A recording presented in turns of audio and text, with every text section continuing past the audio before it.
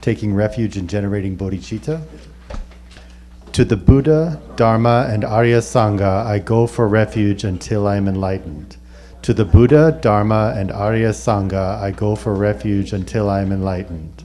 To the Buddha, Dharma, and Arya Sangha, I go for refuge until I am enlightened. By the merit from listening to the Dharma, may I attain Buddhahood for the sake of benefiting all mother sentient beings. By the merit from listening to the Dharma, may I attain Buddhahood for the sake of benefiting all mother sentient beings. By the merit from listening to the Dharma, may I attain Buddhahood for the sake of benefiting all mother sentient beings. Okay. Page 11, the four immeasurable thoughts. May all sentient beings achieve extraordinary superior happiness. May all sentient beings be free from the unbearable sea of suffering. May all sentient beings never be parted from the bliss of supreme liberation. May all sentient beings be free of all bias, attachment, and anger to near ones and aversion to others.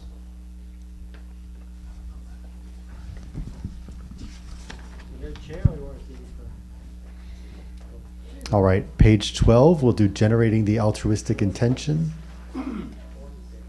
To accomplish my own and others' aims, I generate the altruistic intention to attain enlightenment for the benefit of all sentient beings. To accomplish my own and others' aims, I generate the altruistic intention to attain enlightenment for the benefit of all sentient beings. To accomplish my own and others' aims, I generate the altruistic intention to attain enlightenment for the benefit of all sentient beings. Same page, 7-limb prayer. Reverently, I prostrate with my body, speech, and mind, and present clouds of every type of offering, actually offered and mentally transformed. I confess all my negative actions accumulated since beginningless time, and rejoice in the virtues of all holy and ordinary beings. Please remain until samsara ends, and turn the wheel of Dharma for sentient beings. I dedicate all the virtues of others and myself to the great enlightenment. Once Rinpoche arrives, we'll read the long mandala offering on page 21.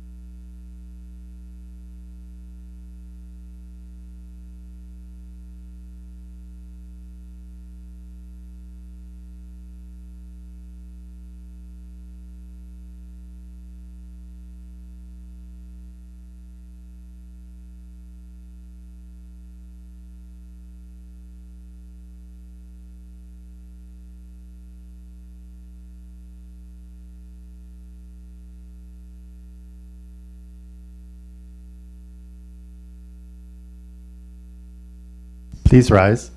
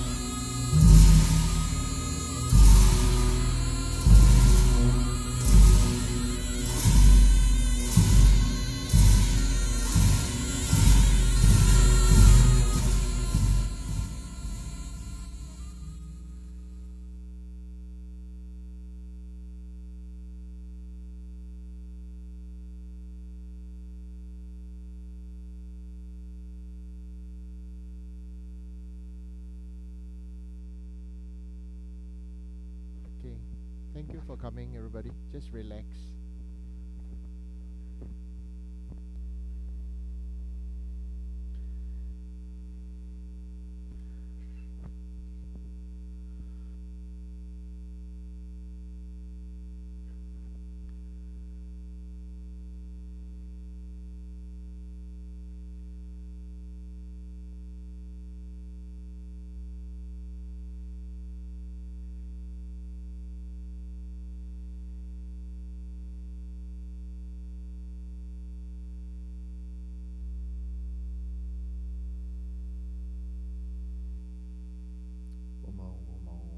This ground anointed with perfume, bestrewn with flowers, with Mount Meru in the middle, the four great lands, the 8 subcontinents, with the sun and the moon.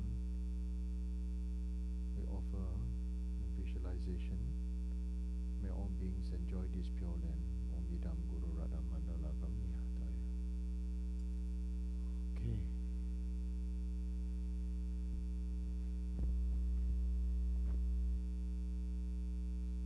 So good evening, right?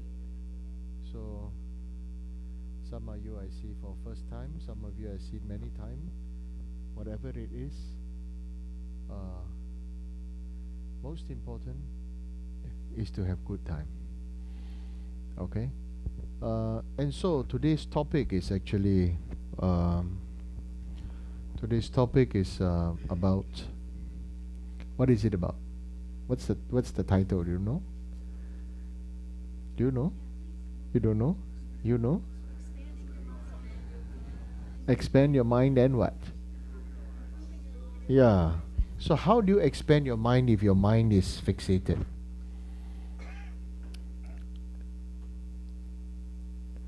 Is your mind fixated? Do you feel your mind is fixated? Right? So, the whole work of Buddhism is to tell us that it's not just tell, but it's something for us to really reflect. Is that all this fixation is what's causing all our own difficulties? Are we always in a situation where, you feel to do, but because of culture, because it's not the right thing to do, but you feel that you are supposed to do, or you're not supposed to do, and then you feel difficult? Do you have that? Everybody has that, right? Like, give you a good example. What would be a good example? I feel a good example would be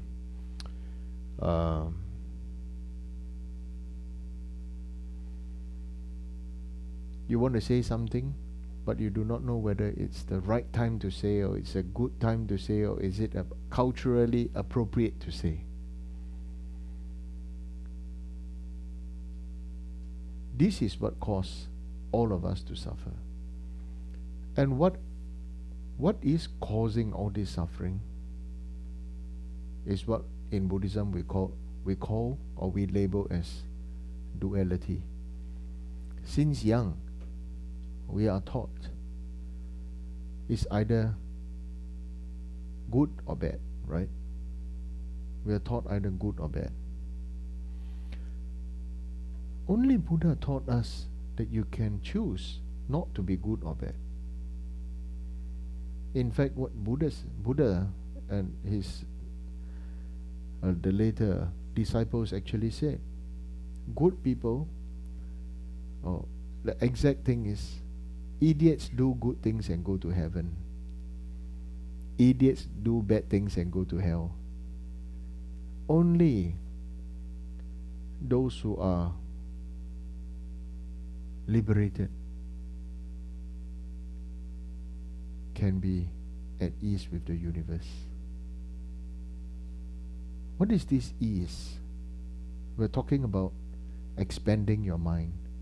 We think we want to expand our mind to become big, isn't it? The reality is we have to make space for ourselves in our mind. Many of us don't know how to make space for ourselves. So we're living in so much of should be this, should be that.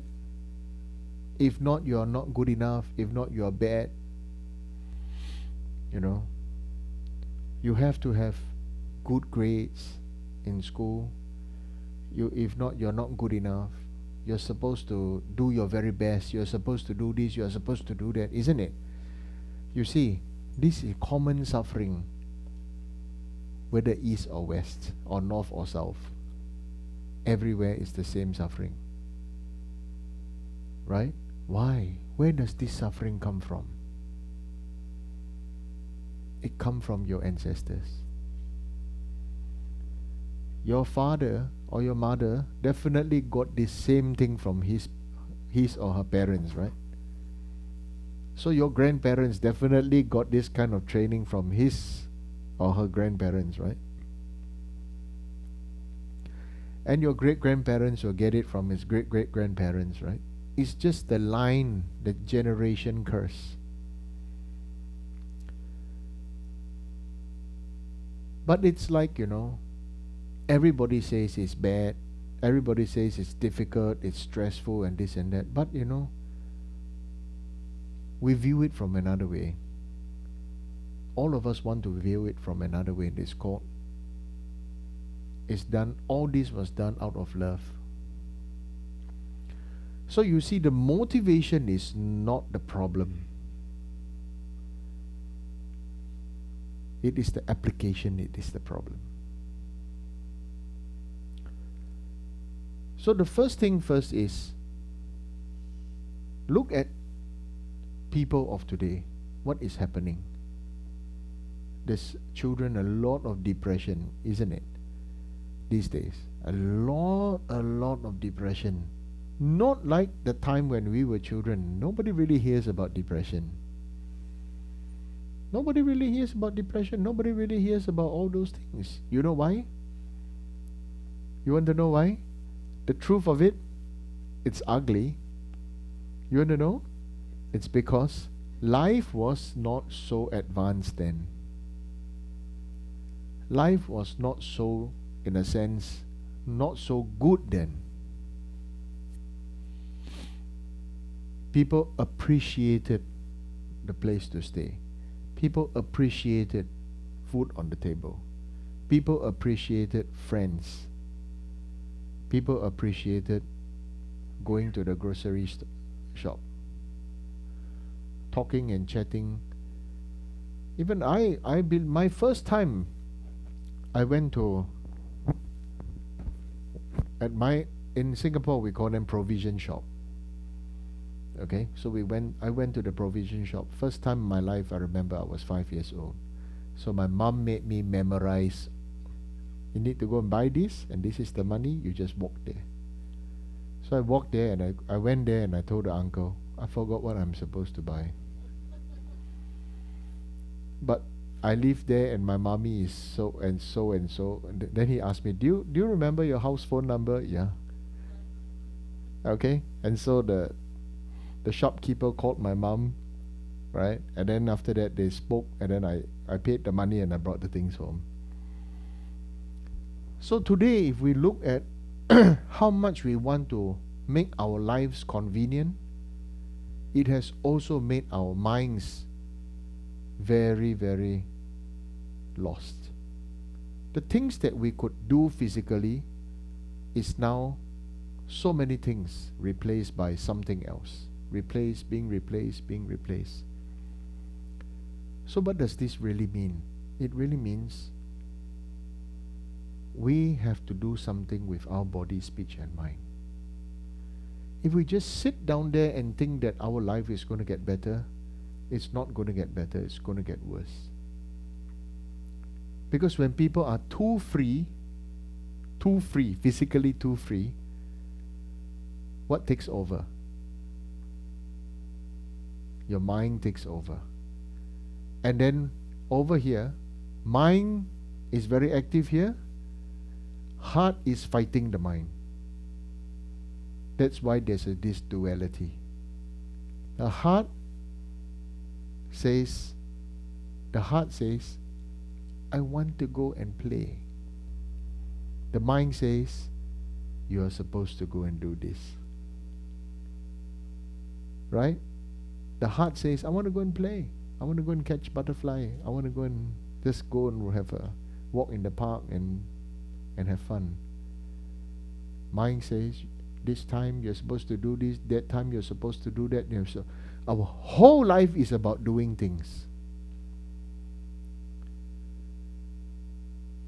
So all these things that we are trained to by going to school, we are being trained to become very efficient, like I said before. All this efficiency in the end is the one that's going to, all this efficiency in the end is going to drive you nuts, drive your children nuts, okay? All these things taught by school, all these things taught, expected by our parents, expected by our culture, expected by society, is driving you nuts. And you somehow not able to fully expand your heart and entrepreneurship. So, first thing first, you don't have to be the same as everybody else. To be successful, you don't have to be the same as everybody else. But in school, to be successful is to be the same as everybody else. But in life, you don't have to be the same as everybody else. You don't. Because nobody cares. Nobody cares. We are afraid of this, we are afraid of that, we are afraid how this person think about us, how that person think about us. Actually, who cares? It's your life. Isn't it? We have to stop caring about what other people think about us and start caring about how we think and feel about ourselves. And so if we start feeling, I start to feel, maybe I'm not so good, I'm this, I'm that. That's the first good step, that at least you have some awareness. What's the next step? the next step is understanding why you become like that. And more often than not, it's not ignorance, it's not greed, it's not anger, it's fear. Isn't it? Don't we all fear being lost, being alone, being poor, being no place to stay, no food to eat? We all fear so many things. Because of fear, we do so many things that we are not happy about. Like going to work. Right? Like going to work. Somebody asked me, in fact, very honestly in Singapore, they remarked and asked me, don't you need to work? Do you have a job? I said, I've been jobless for many years. And even though I'm jobless, I'm happy being jobless because I still have a lots of work to do. The reality is I'm jobless. Right? That's the reality if I want to use the terms that everybody measures success with. But in the other sense of the word, if I really want to care what other people think, then I cannot do what I'm doing. Isn't it? Then I cannot do. Then there cannot be meaning in what I'm doing. So, to make our mind free, to make our mind, to be able to expand our mind, really first we have to ask ourselves, how much space do you have in your mind? All of us are like balloons. We buff up to look good and big on the outside, right? But inside feel hollow and empty. Isn't it? But the reality is, as what Lord Buddha taught us, it's good for us to start looking inward for our own experience. Inward, not outside.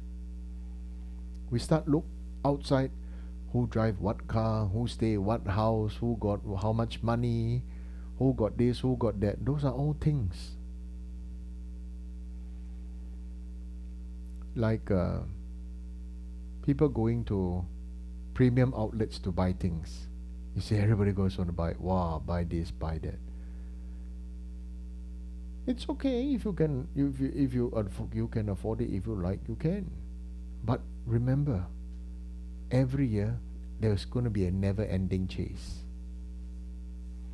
The so-called summer collection, winter collection, all this collection. Remember, the word they still use is collection.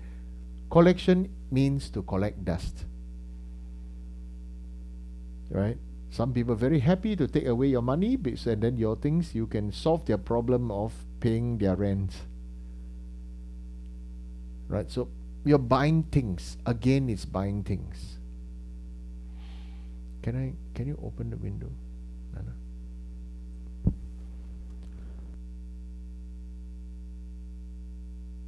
Yeah. No. Who says you're sharp?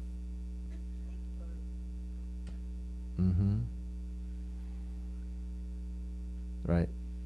So, when it comes to that, okay, the internal space comes from, where does it come from? It must come from you wanting one thing. You want to clear your internal, I think, what do you call that in Japanese? Ikigai? Is it?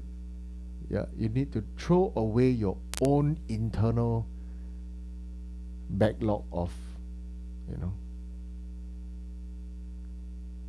our mind has lots of constipation. Isn't it? Our mind has got lots of constipation. If you don't allow yourself to just let them go, you are not letting go. And it's painful to not let go. Like when you really need to let it go, nature teach you, when you gotta go, you gotta go. If not, your face is going to turn green and white. Isn't it? Instead of holding everything in, you're going to turn green and white. So if nature is telling us to let go, physically, mentally also need to let go. How to let go? You have to revisit your pain. Where does this pain come from? This pain come from, to be honest, your previous life. But we don't know our previous life. Then what to do? Then it must start from your childhood. And how to see your childhood? You ask yourself now. You ask yourself about your mind. What makes you angry? What makes you sad? And then you really need to think about it and feel, not just think, but feel. Doesn't the same thing keep on repeating as a repeated pattern in your life? Is it true? Same thing happens. It's like in Singapore, some people ask me, say, "Oh, Rinpoche, I got problem." I say, "What problem?" Everywhere I go and work, every time I meet with the same problems. People are gossiping about me. People don't like me at work. Right? People don't trust me, and this and that. Everywhere I go, is it somebody put black magic on me? I say, yeah, you put black magic on yourself. First, we are not graceful. When people praise you, you say, "No lah, I'm not like that." If people praise you, can you be graceful to say, "Oh, thank you for acknowledging, thank you for your acknowledgement"? Can you be graceful to acknowledge? Rather than to say, "Oh no, I didn't do it, it was somebody else, it was somebody else, it was somebody else." Because we were taught not to show off. We were taught, if other people say something, say, "Oh, you have to be humble," isn't it? But we do it the wrong way. Humility does not mean doing a disservice to yourself. Humility means not showing off. Humility does not mean that you cannot be graceful. But we live in a society, we live in a time and place where many people will say that, "Oh, the so-called nice thing to do is when somebody praise you or somebody acknowledge you, you just say, 'Oh no, it's not me,' or 'It's somebody else, it's somebody else.'" You want to be nice, right? After a while, what happens? You start to doubt yourself. And where did all this self-doubt come? Through the years of practice of us saying, or other people saying, or accepting other people saying, "You're not good enough. You're not good. You idiot. Why are you so stupid? Teach you many times already. You still don't learn. You still don't know." Right? All these things happen to us. Whether you are white, yellow, brown, purple, green, whatever. It happens to all of us. Everybody technically suffers from the same thing. Why? Why did our parents or everything tell us, "Oh no, you should be like this, you should be like this, you should be like this"? Do you remember why? Do you remember what your parents said? To be a good girl. To be a good girl? You? Stop losing everything and forgetting what time you're supposed to be playing. Mm. And why were you absent-minded? Do you remember? No, I was very daydreaming. I daydreamed a lot. Like, Mm-hmm. a lot of things would be going on in my head, and I would not be paying attention. Mm. I had trouble paying attention. Actually, you want me to tell you why? Okay. You want to know the real truth? I don't know. Yeah. Like to say. Actually, you too was frightened and you switched off. They kept nagging at you. Right? So you switched off. Mentally, you just said, right? Yeah, so you just switch off. And they say to be a good girl. Why? Because they don't want you to be bad. Because they are frightened.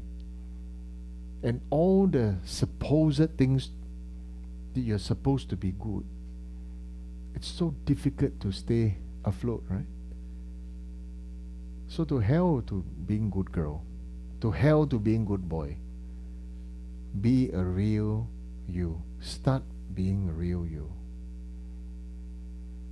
Not being good, not being bad is one thing.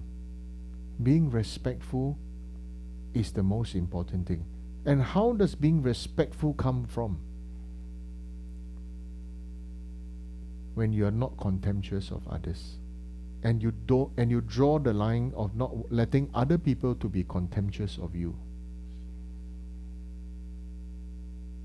Isn't it? Right? We live in time and space, since our ancestors' time, the way they talk, oh, this person is like this, because blah, blah, blah, blah, blah, then right? Oh, this person like this, oh, that person, this fella is stupid, that person, why, don't know why he do like this, don't know why he behave, how he think like this. All kinds of things, all the gossip. Then now, nobody talks on the phone anymore. Right? Nobody, we say, boy telephone porridge.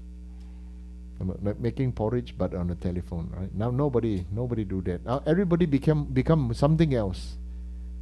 Keyboard warrior. Hide behind another name. Right? And talk and criticize and curse and talk bad about other people behind another facade. So there's lots more fear. Fear feeds on fear. And nobody really knows what to do anymore. And so therefore, because of fear, we become more lost. And then what are the things that we all do because of fear?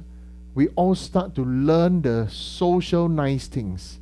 Learn about cars, learn about whiskey, learn about fashion, learn about things that everybody's eyes are looking at, isn't it?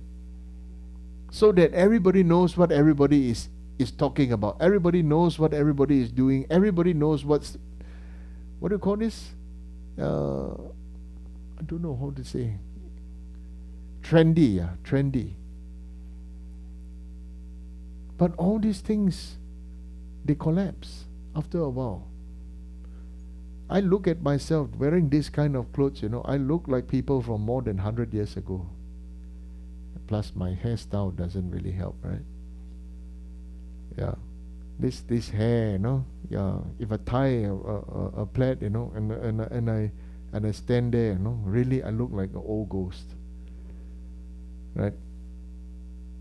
So, is Buddhism means to wear like this? No.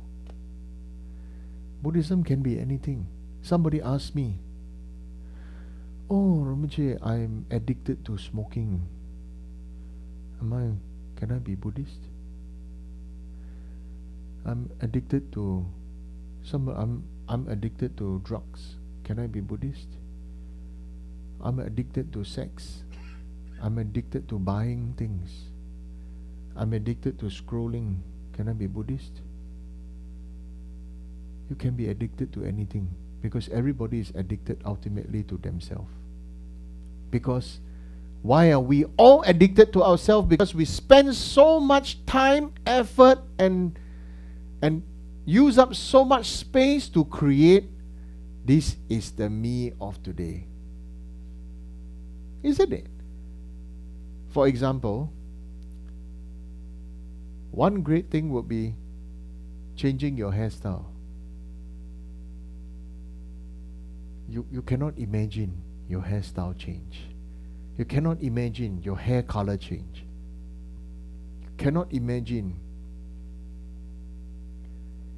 if you're always wearing plain shirt, one day I ask you to wear flower shirt.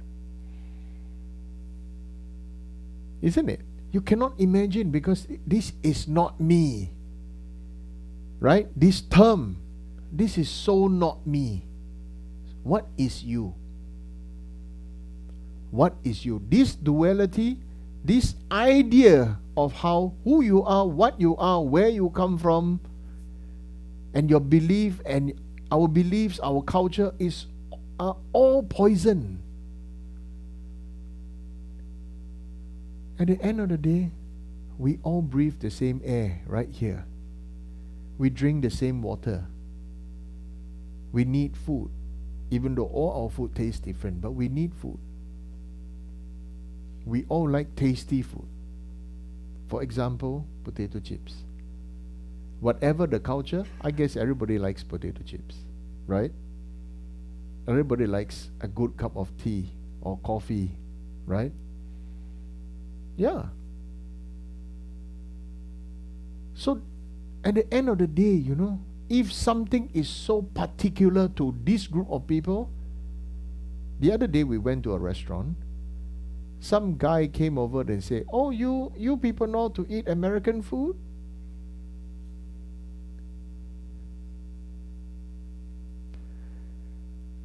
How are we supposed to feel, The way he said it was a bit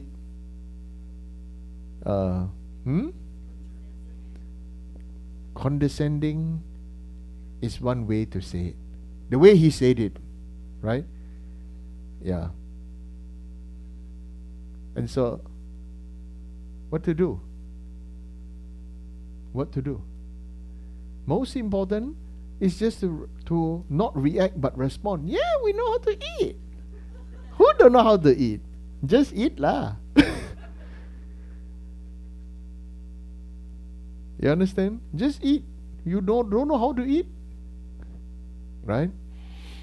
So the main thing is, what are you triggered by? Is where we start. What are you triggered by? Somebody says this and then you are triggered. Like for example, hey, why you got tattoo, huh? Tattoo for bad people. Right? And they go, Masako's just got a new tattoo. The son tattooed mommy. Tattooed the bird out of a cage. And yeah, see Masako goes, yeah. Right? In Japan, people with tattoos are not allowed to go to spas. Yeah. It's associated with gangsters, secret societies. Yeah. Nobody allowed to go. Right? Yeah. So that's why I want tattoo. I want to buy the sticker one and stick. I don't know whether they have the sticker tattoo, Just for fun, just stick, and see what happens. Oh, this is the Lama. Oh, he's the spiritual guru and everything. It comes with a skull here. and dark glasses, right? Oh my gosh, what's going to happen in other people's minds? What's going to happen in other people's minds? You see? So, you must remember, you are only responsible for your own mind, nothing else. Because you can never make people happy. You can never make anybody always like you. You can never make other people always listen to you. You can never always make people to be happy with you, to agree with you, to... What's the other English word?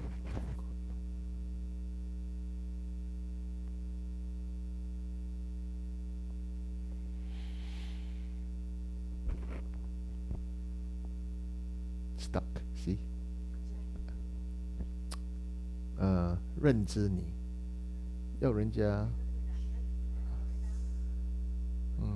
to recognize you, to validate you, to accept, nowadays people listen to this no, not conform. This one, they listen to the, oh, you are good enough, you are this, you are that.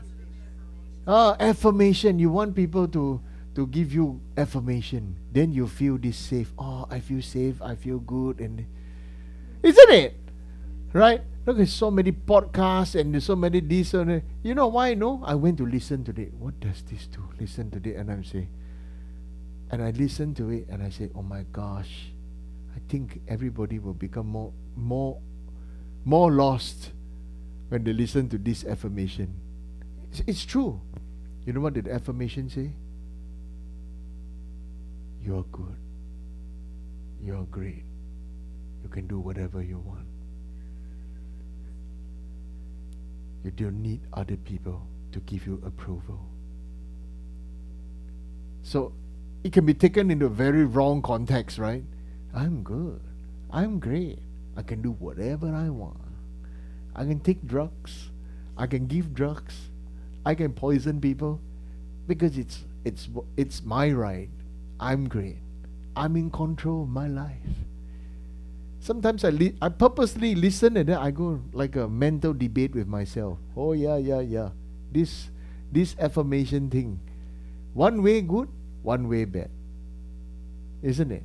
Like now, mobile phone. One way good, one way bad. Mobile phone killed television, killed newspaper, killed camera. What else killed? Calculator, radio, encyclopedia, everything. One way is good, right? Whatever you want on the spot, check. Who reads encyclopedia anymore? They got Wikipedia, right? Encyclopedia becomes put there for show. For sure. Up to 10 over years ago, it's like if in Singapore, in Asia, if you have a set of encyclopedia at home, wow, that means you must be somebody, something good somewhere. I don't know about the West. Same? When I was a kid, Yeah. My cousin had a set of encyclopedia at home. I went down there and said, wow, you got encyclopedia? I said, yeah. And then he was quite proud and everything, right? So I took the encyclopedia and said, do you read everything? He said, yeah, halfway. It's true. He really read. I know him. So then, he asked me, do you read? I took the book. I took it out and flipped the pages. I said, this is very good to sleep, It's really very nice. I see so many words. The word know me, I don't know the word.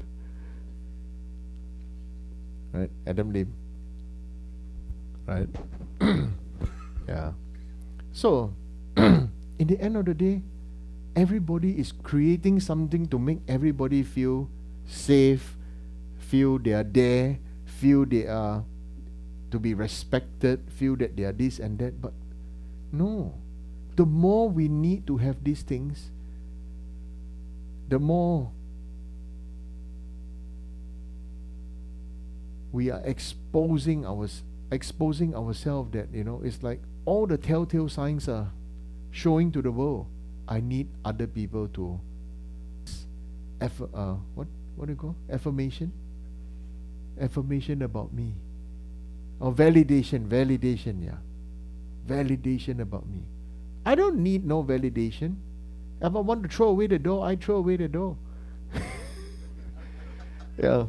At what time? Not 10 p.m.? Yeah, 10 p.m. I just said, oh, I don't like this door. Just, okay, take the what do you call this? The drill and everything, unscrew 5 doors and throw it away. And we took the doors, put it outside, I thought maybe next morning we probably have to rent something to take the door somewhere to throw. Oh, everything's gone. They have legs. Very nice. Right? So you see, as long as our mind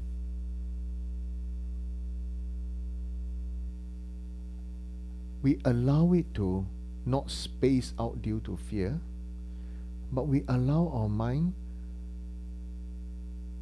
to look at the space in front of us. Like for example, let's say what's your name? Beth. If I meditate, I look at the space in between you and me. I'm not looking at you, but I'm looking at the space in between you and me. So it's like you take a camera, it's focusing. See, you cannot focus on anything. You understand?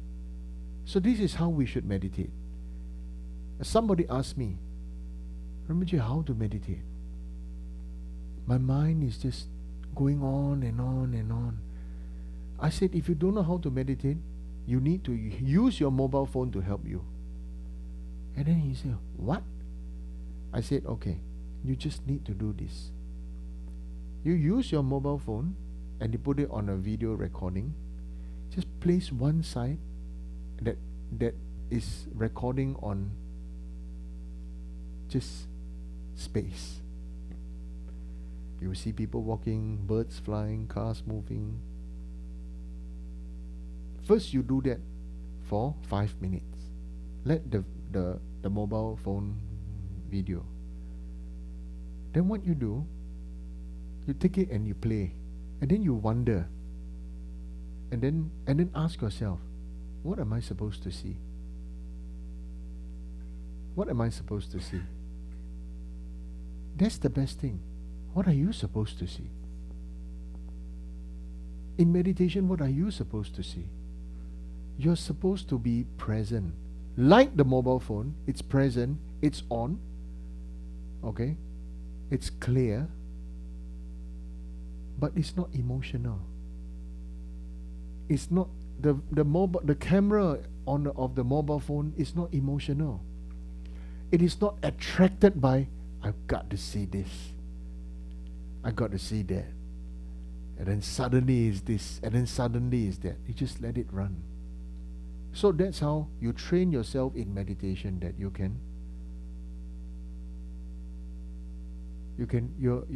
are aware of your breathing, you are aware of the surroundings, you are like a mountain, or if you're sitting under the tree, you are part of the tree. You're sitting on a chair, you are part of the chair. Trying to become a piece of furniture in wherever you are. If you sit, I thought I had a nice experience. I trained in this kind of meditation for from maybe when I was 10 years old onwards. By the time I was 20 over years old, I was sitting there meditating. Actually, I was just sitting on a chair at a corner like this, you know. So this person was looking for me. There's 2 students were looking for me, and I was sitting there. I saw them coming. I know they're looking for me. They call me, then they walk one round, and they walk on. And they come back again. Where's Sifu? Where's Rinpoche? Actually, I'm just sitting here. My eyes didn't even move. I'm just there. And they came back the 3rd time, you know. And then I thought, when they came, I just did this. I'm here. Oh, they really if you were there at that time, I think I saw their hair stand. Yeah. Actually, I was there. I was just sitting there. I just made my mind be free from the past and free from the future. But just be present. So how many people ask me, what are you talking about? What do you mean by just be present? So I share with you. If you're sitting on a cushion, be the cushion. Right now, I become part of the furniture. Like this Buddha statue. You train like this.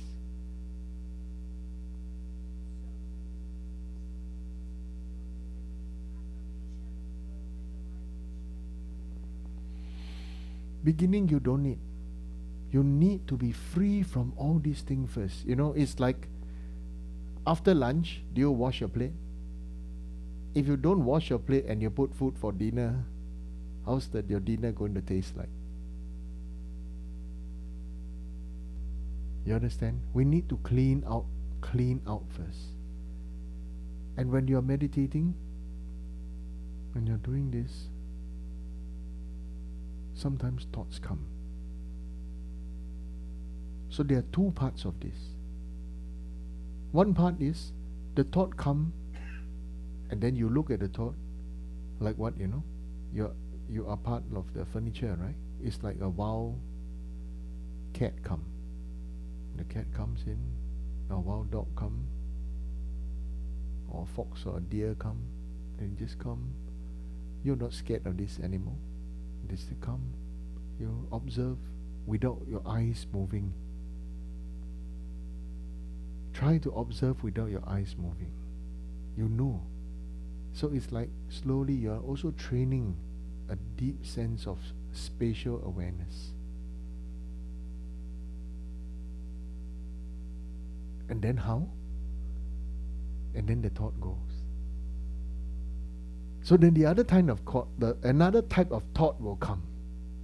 How many of you are afraid of cockroaches? Not afraid of cockroaches? What are you afraid of? Rat?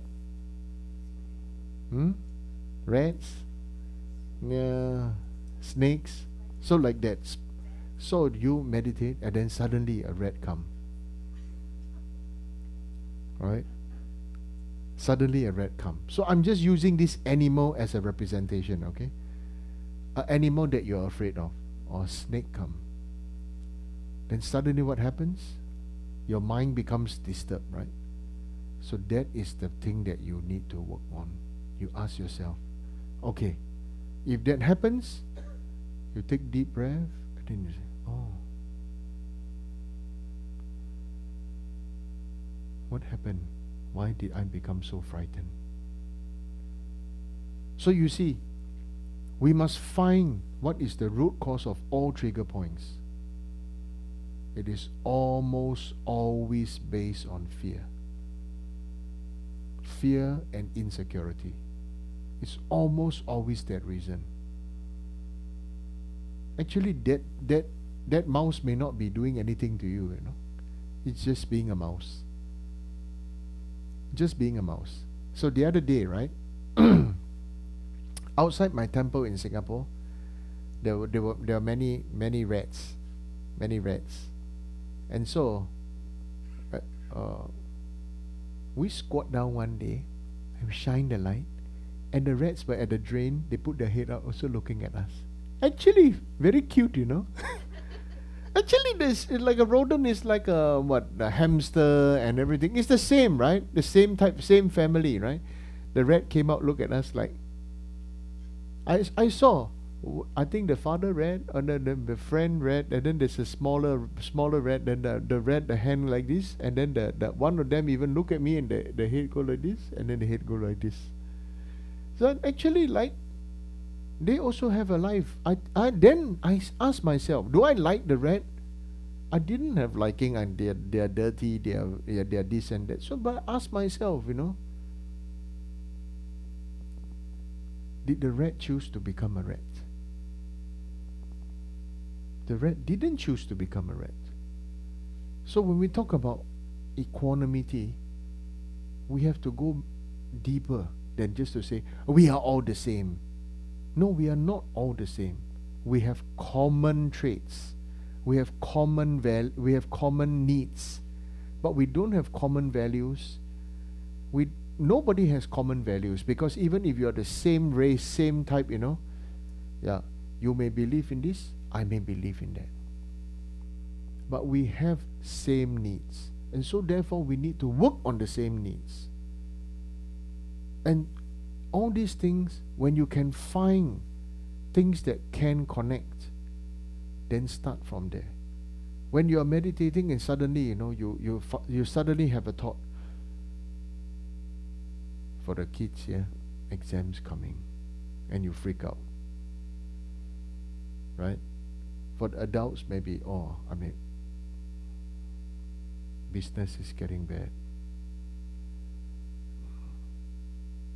things are going to change, instability, suddenly all these kind of thoughts come up. And they will come up. Oh, will my husband leave me? Will my wife leave me? Will my children listen to me? So all these things come up. When they come up, what do? Write them down. Don't ignore it. Write it down. Excuse me. Write down in your book. Write the date. Write the time. Write down the place. Write down the thoughts that triggered our mind. So some things that trigger make us sad. Some things trigger make us frightened. Some things trigger make us angry. Some things trigger make us depressed. We write it down. Okay? And what thought, write down as much as possible. Write down as much as possible. This is very important, because if we don't acknowledge it, we keep on saying that it will go away. It will never go away. So when you write down, then you stop your meditation, and then let your emotion calm down. You can take a walk, drink a tea and everything. And then you look at it again. And then now you ask. First you ask, what was it that made me feel like that? What is the first time I remember I felt like that as a child? Because it must go back to our own childhood. Do you know where all our troubles started? You know when? How many of you have younger siblings? Yeah. All your problems will probably start when your younger siblings born. If you're the youngest, if you're the youngest, or if you're the only child, your problems will start when they start to have expectations of you. Right? Imagine the first 2-3 years of your life, everything that you do, everybody loves you for it. But try repeating the same thing you've done 3 years ago, where everybody will clap and encourage you. Do it when you're 10 years old, see what happens. Isn't it?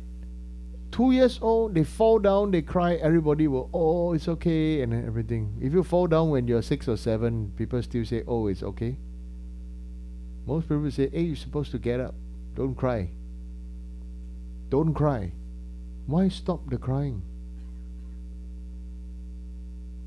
This is what happens to us. Why we suffer is because suddenly the love that we experience is lost. True? True? The love that we experience is lost. And what happens next? We just grow old, grow up and grow old. The mind still feel hurt. And then we start to, and the more hurt we are, the younger we have relationship. So you see, those children who are very hurt, when they are very young, they start to have boyfriend, girlfriend, or any relationship. Why? They're finding somebody else to fill the emptiness inside. True? Right? We are always, then after that it becomes possessiveness, because everybody don't want the person who can who can provide me with love, provide me with what I want, fill the emptiness in me, to be taken away. So this is the same, you know. It doesn't matter if you're bi, you're straight, you're gay, you're whatever, whoever. It is real human nature. Right? And so if we really focus on that, focus and to understand that. That's why it's important to write down. And then after you write down, you jot down when you think and feel was this childhood hurt. Many, many things will start to unfold. It's like now you're reading a book. You are at chapter 3 or chapter 4. But that does not mean you cannot go back and re-look your chapter 1. Right? So if you are at chapter 3, I mean, it's like if you are writing a book, and let's say you're writing a composition or a thesis, you're writing a book, you're supposed to write 10 chapters. By the time you're in chapter 4, you do not know what to write anymore. Start to go back to chapter 1. Re-look at your motivation, re-look at your earlier thoughts and everything. And then maybe it will help you to complete or continue with the story of your life. Because we can start to then ask ourselves and think and feel, not just think, and we feel, what can I do better? So recently I asked my students around the world to write, what was I trained in? What was I trained in? Right? So what were you trained in? Not believing that I couldn't do things because I was too small. Okay. How about professionally? What were you trained? Professionally, reading and writing, teaching. Reading and writing and teaching. So that's what you are trained in. The next thing is, the most important thing is, what did you learn out of your life? What have you learned from your life? Did you like what you are doing right now? What you are trained in may not be what you are doing in life. Right? Yeah. Like if you are trained as an accountant, you may be doing something very different from accounting. What did you do in life? What did other people expect you to do? What did other people wish that you do? What did other people want you to do? But what is it that you feel like doing? This is something that you need to write, and then you write it down, and then this becomes the story of your life. And do you want to change the story of your life? Do you want to have an evolution, or do you want to continue to become a sad story? It's all up to you.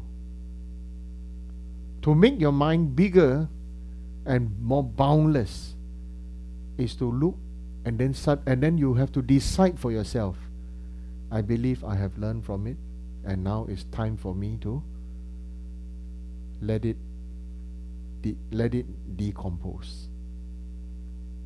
When you learn from it, you have to let that experience decompose, like mulching, and then it becomes nutrition where you can grow from it. Like, I've always been asked this question, how do I get rid of anger? How do I get rid of desire? How do I get rid of fear? How do I get rid of craving? How do I get rid of this? How do I get rid of that? The truth is, nobody can get rid of anything. But we can choose to grow greater than anything. Like the me of today, is it still the same as the me of 1 year ago? And that's enough, You don't need to, am I better than this? Am I better than that? And which cousin, which friend, which colleague, and which uncle, which aunt, which relative. It's got to do with myself. Am I better than myself yesterday? Am I better than whoever other people believe of me? And what is it that I have to do to be better, to be greater? And that is only through your own introspection.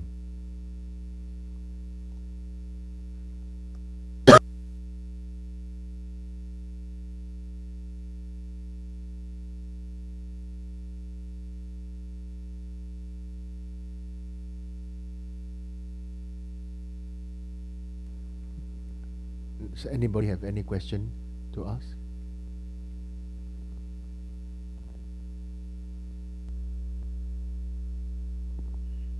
Anything?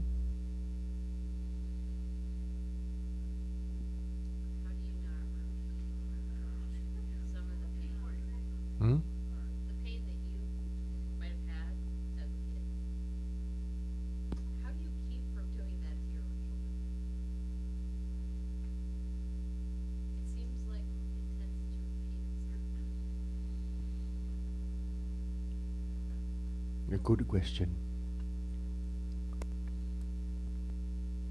This is called the generation curse.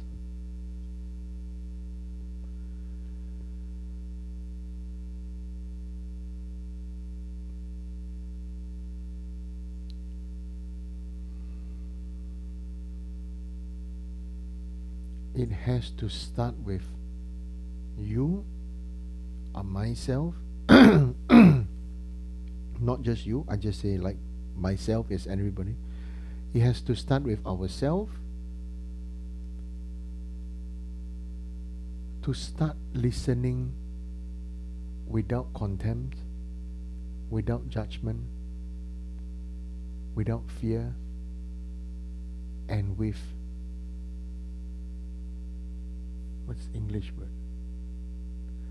Like freedom and democracy.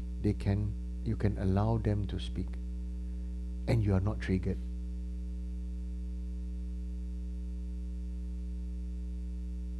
When I have all kinds of people around me, right? And everybody have a different kind of thought, and everybody have a different kind of thinking, and everybody have a different kind of this and that. I mean, truthfully, people in the West, in one way, very different from people in the East. And people in the East, in one way, are no different from people in the West. Honestly, when I listen, in the end, everybody says that everything is different. To me, the whole world is westernized. You want to know why? Everybody is wearing t-shirt now. Everybody is wearing t-shirt now. Whatever, whoever, they're all wearing t-shirts. Most people are wearing pants and jeans and denim, right? Regardless of your race, your everything. So everybody has become westernized. And then we ask ourselves, do I want to control what they're wearing? For example, children, do I control what they wear, or I want to allow them to explore at their age? And just set boundaries and explain to them, I want to share my fear with you. I don't want to say you cannot, but I want to say I want to share my fear with you because you are important, because I love you. I cannot bear to lose you. And it is out of love. And so then you discuss, can we have an understanding? You can do this, whatever you want, but maybe by this, please come back. By this time, please come back. Don't underdress, because it may be fashionable, but you may get sick. You get cold. Right?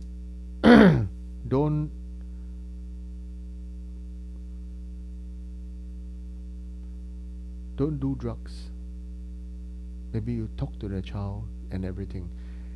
That's why it must start from our own meditation of what triggers us. Because whatever trigger us, trigger your children too. Because the children learn from us. So we ask ourselves, why am I triggered like that? Because my mom is triggered like that. Or my father is triggered like that. And if we live with multi-generation family, because grandmother is like that, therefore grandfather is like that, so therefore father also have this, mother also have this, I also have this, isn't it? I don't know, over here do people still live in multi-generation house, family? Everybody live their own, right? So it's, in a way, it's actually easier. In a way, it's actually easier. You have more control. But we have to be now aware of what control us. You see? Like how the children talk. How children talk. It's not the child talking. It's who was talking to the child. The child learned by example. For example, some young kid, they say, call people bitch, bitch, bitch. You really feel this is elegant language? Or, we go around saying fuck, fuck, fuck. Right? Actually, the word bitch is just a sound. The word fuck is just a sound. If you're not triggered by it, it's just a sound. Right? I give a very good example, right? It's a very funny example, but it's a true story that happened in my family. My great-grandmother, she was teaching me and my cousin. I was younger. I would think I was about 5. So I don't know this word fuck. My great-grandmother, she was saying this, teaching me and my cousin how to cook omelette. Right? And then crack 5 eggs in a bowl and use the chopstick to beat the eggs. In English, she'll beat the eggs. My grandmother, in her dialect, she say, take the chopstick, okay, 攞筷子嚟發個蛋. Right? It's a real word. Take the chopstick and beat the egg. 攞個筷子嚟發個蛋. And my cousin say, great-grandmother, 90 years old, she said fuck. And my great-grandmother is like wondering, what's happening? Yeah. And so therefore, and I'm also wondering, what? What's happening? I've not much idea what's happening, right? Still very young. So real Cantonese word, 攞筷子發個蛋. But people say, my cousin say, great-grandma scold vulgar language. So later on when I grew up, I was thinking about this after. I think this thought came up to me like a few years ago. It just suddenly come, right? Like I said, oh, this meditation time. Then suddenly I thought of my great-grandmother. And she was 90 years old at that time. So just speaking Cantonese in dialect and everything, she had this village accent, right? Village accent. And it was triggered such a big reaction from my cousin. And I was like quite innocent and quite lost at that time. What's happening? She's just asking us to fuck the tan, Yeah, use the chopstick and beat the eggs. Yeah. I said I really only learned English at 7. So at that time, most of the time I'm just speaking dialect. And so this thing came up. It is called poisoning the mind. And you see, by nature, we really learn the bad things so much easier and faster than learning the good things. Isn't it? When we learn bad things, naturally comes very fast. Learn bad things, bad behavior, bad everything, all very easy. Can become professor very fast. Right? Learn good things, hiya. So like this, we want to be good for ourselves. Let's say this, just use this word good. We want to experience freedom. Free ourselves from ourselves. We are the one, like you say, how do I stop this generation thing, right? So first is, we have to want to be free of ours, free ourselves of ourselves. Then when we listen to the kid, number one is we have to stop nagging. Right? We listen to their dimension of view. We look at their dimension of view, see through their eyes, hear through their ears. Right? And I feel, honestly, children are doing many things that trigger us ourselves is because we have forgotten how to laugh with them. We have to restart to laugh with children. Right? Because why are we not laughing with children? Because we are all injured children. Don't know how to laugh anymore. Isn't it? Well, we don't know how to laugh anymore. We only become judgmental and contemptuous. Oh, they're doing this again. Oh, that person. Oh, again. Oh, this is a lost case. This one is still terrible. This and that. We are so contemptuous of so many things. Right? So we have to start by really contemplating and writing down. Honestly, there's no other way to it. Because it's like, how many of you write down your dreams? Do you look at it again? After a while, does it have meaning? It has meaning, right? Right? Why? Because you write it down. You see? Your dreams is a subconscious. Your subconsciousness is revealing something about your past to you. So when you are meditating, just space in, not space out. Space in, internal space. Space in. It's like taking a torchlight, to go to your basement. Everything you don't want, just put in the basement first. Put in the basement. You take a torchlight and shine, you start to see many things. So really, you have to take inventory of our heart and mind. and that's something really not easy to do. Because it's heart-wrenching. And you start to realize, I'm not angry. I've forgiven that person. But the mere mention of that person's name or something that happened or this and that,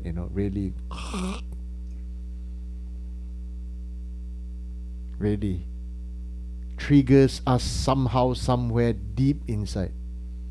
We may not want to admit it. We may not want to say it. We may not want to this and that, but it really hurts us. And one main thing is we have to ask ourselves to be kind and loving to ourselves, because who doesn't make mistake? And even if we are the one who make mistake, so what? We just have to admit it. We have to stop justifying. Oh no, because I do this because this person asked me, because that person told me. Oh, I'm doing this because this is that. We just have to stop and just have to space in and say, oh yeah, I learned from this. I learned from that. Why? Because like sometimes I ask students to do something.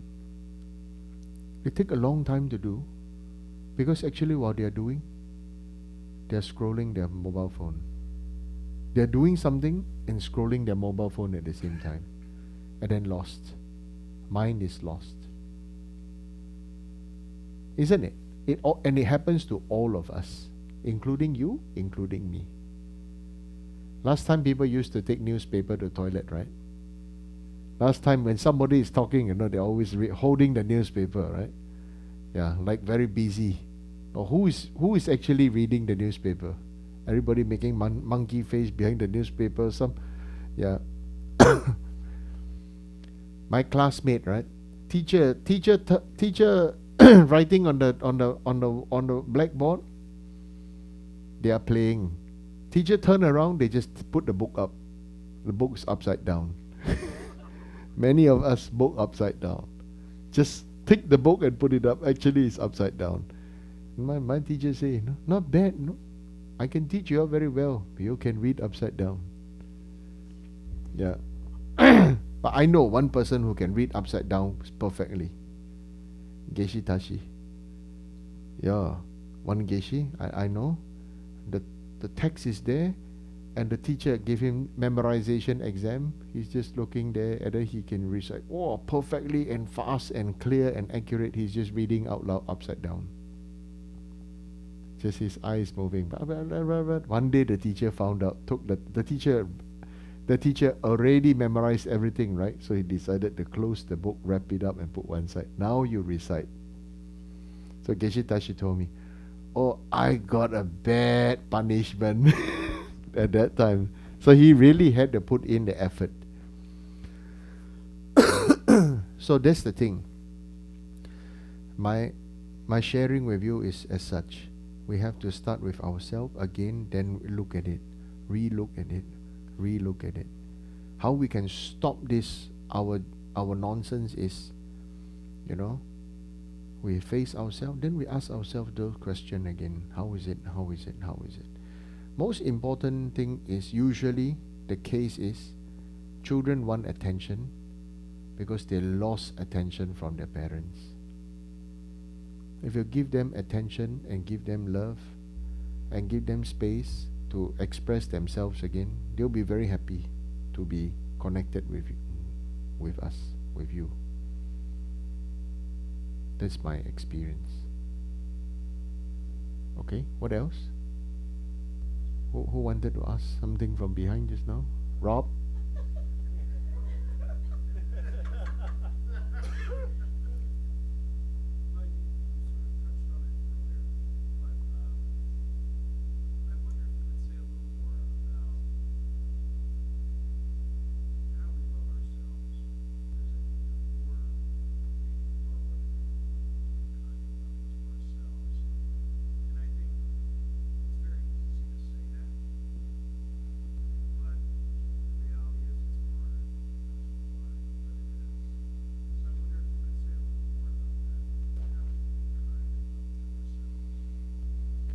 How to love ourselves really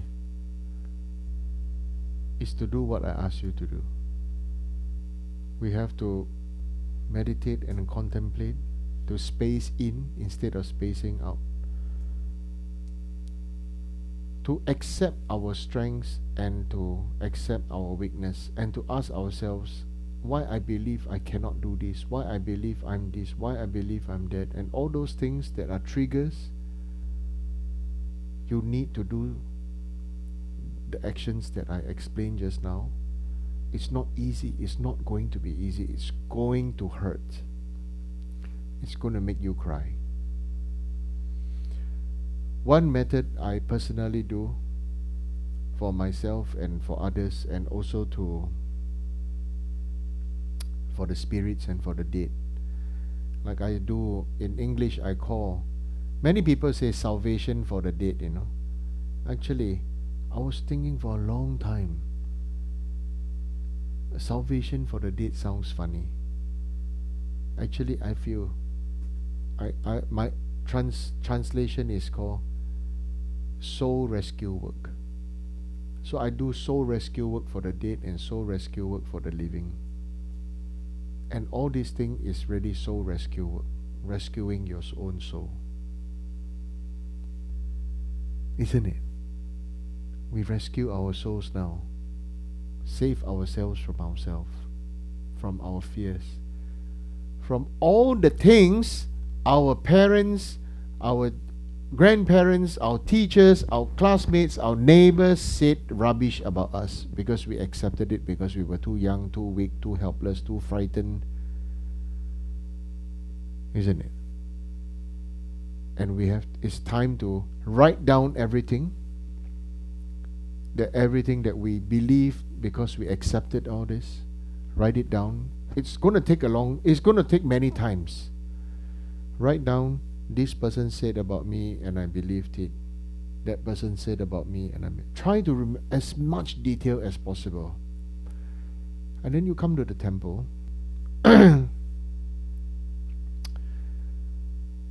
you offer incense and light. And then when you're offering incense, after that you take that and then you read that, okay? Whatever they says, this person said I'm stupid. Okay, what's the purpose of lighting incense? I think I need to explain. Incense is something that is fragrant, very supposed to be, it's like precious. When you burn the incense, you have an intent to pray. That means you have an intent to connect with the divine. What is the real purpose is actually your soul wants connection. So when you light the incense, you hold the incense, and when you pray, the incense that burns and the smoke that goes to the heavens is sending these messages and your vibration and your frequency to the whole universe. It's the same with the light, the candles. That's why it's important to light candles for yourself in the temple. If you have obstacles and you do not know what to do, you light the candle and say, this is my obstacle. I want to grow greater than it. I want to have a breakthrough with it. And not say, please take away my problem so I don't have this problem. That's how people pray. I got this problem, I got that problem, Buddha, God, Allah, whoever, all God, Krishna, Shiva, all, please take away my problem, please grant me this, grant me that, and end up we will always be poor. You know why? Do you realize many people are professional beggars? We beg for help, beg for work, beg during work, and we beg the gods for help. We beg the gods to take away our problems. You see this repeated pattern? We keep on begging. And we have no more power to do something for ourselves. True? We become real natural beggars. No more power ourselves. So when we light incense, and when I say just now, whatever you accepted, people say I'm stupid. When you light the incense, bless me. Okay, I am not stupid anymore. I'm not dumb anymore. You say the exact opposite. I am on my way towards wisdom. I will become skillful in my speech. You understand what I'm saying now? You write down what other people keep on saying the bad thing about you. And then when you light an incense and you light the light, you take that paper and you say, in your mind at that time. Or when you write, first all the things that people, the hurt that you have, and then you write the opposite, so that when you light the incense and when you light the candle, I am not this, and I will become this. I am on the way to become this. I am on the way to become wise. I am on the way to become loving. I am on the way to become compassionate. I'm on the way to become loving, to have loving kindness. I'm on the way to be more connected. Why? Because somebody say, you're dumb, you're hard as stone, you don't get it. Right? And then we accept. Because when I was young, it was like that for me. They said I was dumb, I don't get it. I explained how many times to you, you don't know. I finally knew why I didn't get it. Because I realized I was, what do you call? G-O-D become D-O-G. Yeah, I'm dyslexic. I realized later, much later in my life, my colleague told me, oh, do you know you're dyslexic? He studied me. Apparently when we were working together, he studied me, and he was looking at how I wrote my notes and do the things, and he said, you are 100% dyslexic. How did you manage? And I just say, I didn't I didn't think about managing. I just thought to improve my best, not do my best. Honestly, that's how I did it. Am I forgetful? Yeah. Am I this? Yeah. Am I that? Yeah. I accept it. Then I just do slowly, slowly. Write down, write down, write down. Because when we write, somehow something opens up.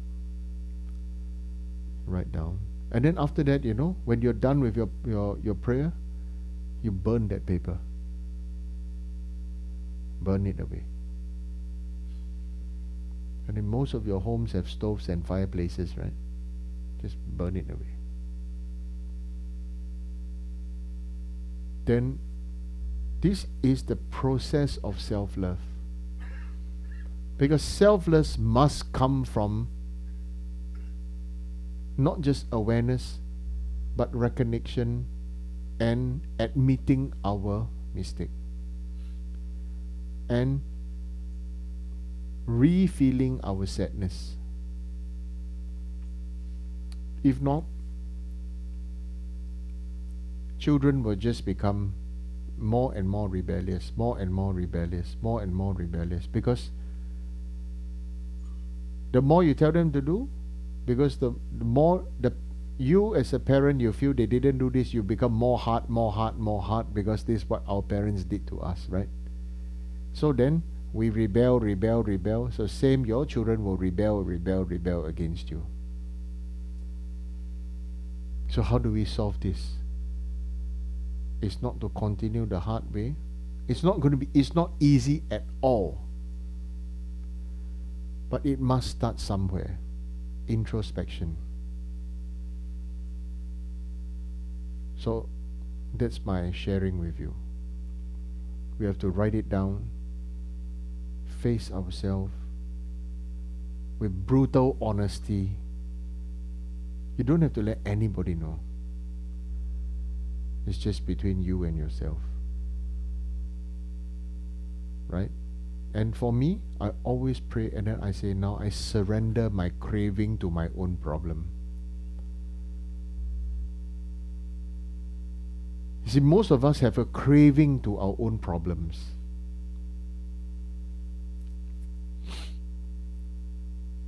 You realize that?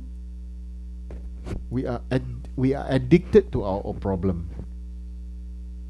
So that's why, oh, I am this, I am that, I have this, I have that. But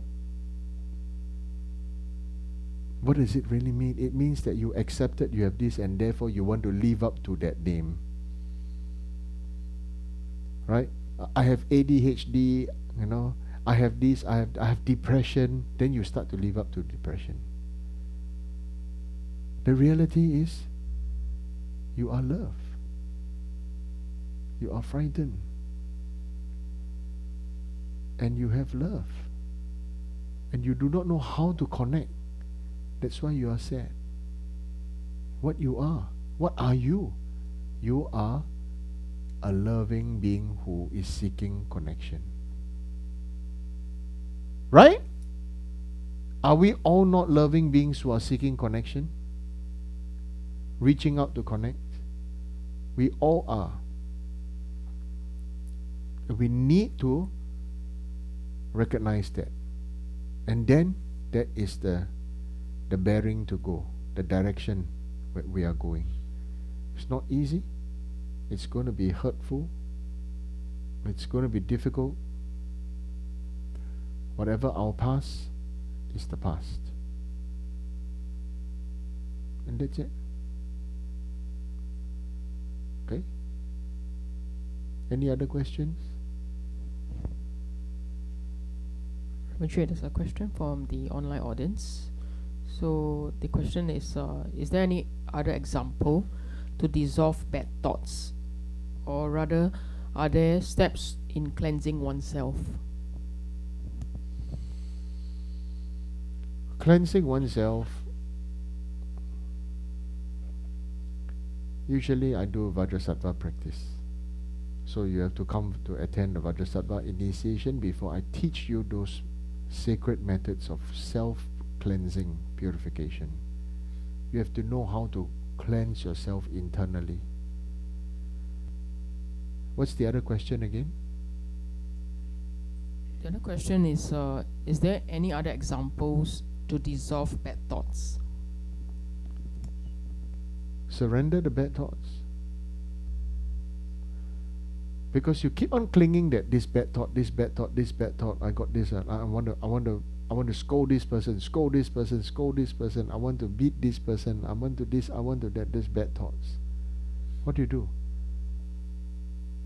You ask yourself, am I enjoying this? Will it cause harm to myself and cause harm to others? And then, but it's still inside you, right? This anger, this whatever. What you do is, you pray, and then ask, and you create a rainbow bubble on that bad thought, and then you upload your problem and anger and emotion to heaven, to the sky.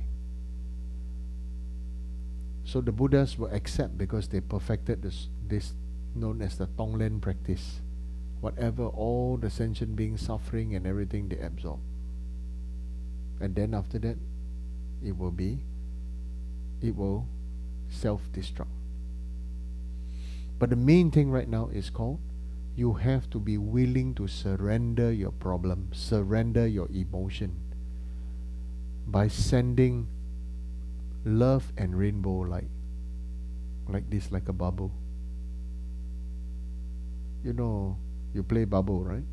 Play bubble, when you got sunlight, it has a rainbow, right? Isn't it? So just like that feeling, that emotion, that thought, blow onto that, and then in your mind you just recite your prayer, your mantra, and let it float up. You must allow it to go. And this is releasing our grasping towards our own problem and emotion. That's the best way. Okay?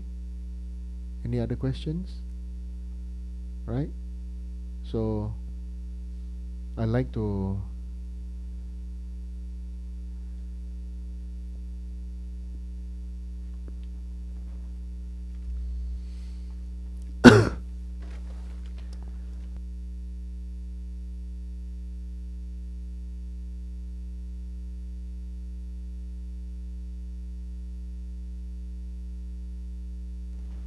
yeah, so thank you for coming for today's talk. Before we complete, I'd like to invite Geshe Tinley to come. Geshe-la, come. Yeah. I want to say thank you to Geshe-la because Geshe-la is going to in New York, and yeah, so to recognize Geshe-la's efforts, yeah, for the past 2 years plus, I have certificate, yeah, and also some token of appreciation for Geshe-la. Yeah, Geshe-la is great Buddhist scholar. Yeah, please. Yeah.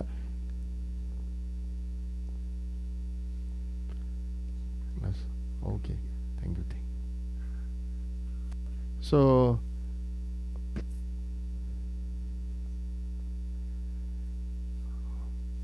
thank you, Lama. So yes, he's coming back. Yeah, Lama Geshe, they're going New York City doing puja. Then after that, they're coming back. There's a Tibetan community there. Yeah, they're going to do big puja for some time. Then they come back. I think they'll be back on December 2nd. Yeah. I'm very happy. There are 2 fully ordained monks here. So anytime you have any question, please come attend class. Talk to the monks. Open your heart, right, and connect with one another. Connect to the monks. They'll be able to help you. Okay? Yeah, Geshe Tinley, he can speak English quite well now. Yeah. Then connect and talk and support. And this is something that is meaningful. This is your safe space. This is your refuge. This is your temple. The temple is not about doing rituals. The temple means safe space where you're away from it all. When you come here and you're here before Lord Buddha, where you are not judged. He does not have any contempt for you. You are loved, you are cherished, you are accepted, no matter how different you are. Whatever your race, whatever your culture, whatever your belief, we are all equal before Lord Buddha, including you, including me. Alright? So thank you. Okay? And Friday, today is Wednesday, right? Friday is a very, for us astrologically, and it's the anniversary where Buddha came down from heaven. And it's very strange, right? Many people don't believe there's a heaven above planet Earth, above the plane of Earth.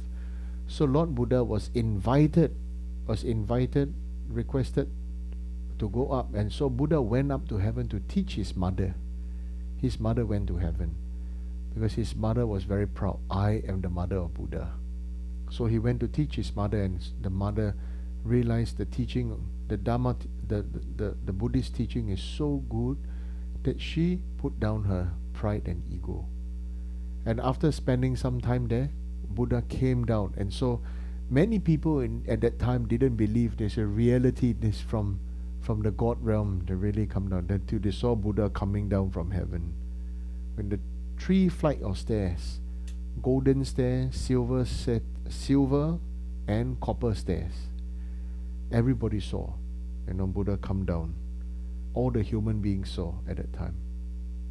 Right? And so Friday is the anniversary of that. So on Friday, I'm going to give just a very short transmission. Okay, it's known as the wish fulfilling mantra. So anybody who needs to have their wishes fulfilled, who wants to pray for something, you want to expand your heart, your mind and everything, come. Okay, we offer lights, offer incense, and then give a transmission, and you're free to go home. Just short. Alright? Something special you can receive for yourself. 7 p.m. No, here, very cold, yeah. Huh?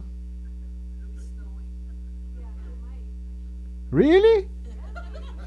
I don't think so. This time, heaven's scared of me.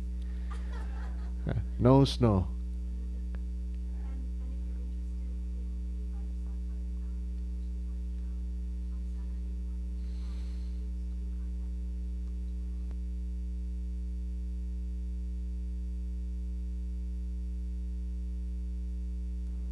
Okay, so potluck party, you're welcome to come. You're more than welcome to bring some food. And just come and have a good time, okay? Okay?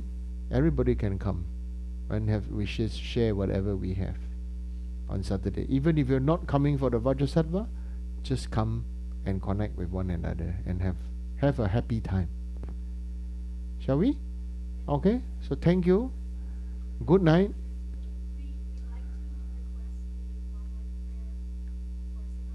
Blah blah blah blah blah blah blah blah blah. Blah blah blah blah blah. All right, page 55. Om Swasti. Wait, this prayer no good to recite, yeah. This prayer got me into trouble. My guru gave me big problem. Yeah, my guru give me big problem by giving this. Yeah. And recite my name mantra and get me into so much problem, Okay. Like the countless light rays that radiate from the ruby mountain, exquisite Amitayus, Lord of everlasting life, who captivates and one does not tire of seeing, whose essence is of infinite life, the nectar of immortality, please instantly grant our Guru the city of stable and everlasting life. You are intelligent and skillful in upholding the traditions of Buddha, spreading the holy Dharma through explanations and practices, in order to lead disciples onto the path to liberation. You are the one who is an unequaled guide. Please live a long and stable life. I request respectfully my precious and holy Guru to enjoy excellent health. I request respectfully my precious and holy Guru to live a long life. I request respectfully my precious and holy Guru that your Dharma activities spread and flourish far and wide. I request respectfully my precious and holy Guru to bless me to be never separated from you. In all my future rebirths, may I never be separated from my perfect Guru. May I enjoy the magnificent Dharma, and by completing the qualities of the stages and path, may I quickly attain the state of Vajradhara. Om Guru Vajramuni Sasana Vimukti Soha. Om Guru Vajramuni Sasana Vimukti Soha. Om Guru Vajramuni Sasana Vimukti Soha. Om Guru Vajramuni Sasana Vimukti Soha. Om Guru Vajramuni Sasana Vimukti Soha. Om Guru Vajramuni Sasana Vimukti Soha. Om Guru Vajramuni Sasana Vimukti Soha.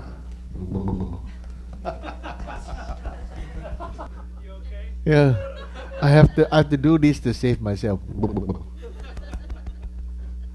Yeah, it's a funny action. One of my students taught me. When you hear a lot of nonsense, right? You go a lot of this, and it makes you scared, right? You go and tap your heart. Yeah, yes. Please don't anyhow recite my long life prayer, this mantra. This makes me very difficult. It makes me keep on thinking about you, think about how you are, and this is a big problem for me. Right? I outside look tough, inside tofu, you know. This Asian tofu, and I think I'm the sweet tofu dessert. Oh gosh. Okay, good night. Yeah. Bring good food, okay, Saturday. Bring happy food. All food is good, but bring more happy food, okay? Now you don't have to bow and don't have to just relax. Sure. Yeah, I'm sure. Yeah. Okay. Welcome. Please light a light for yourself if you feel like it. Okay? And pray. Pray for yourself. Don't pray for other people first. Pray for yourself. Okay?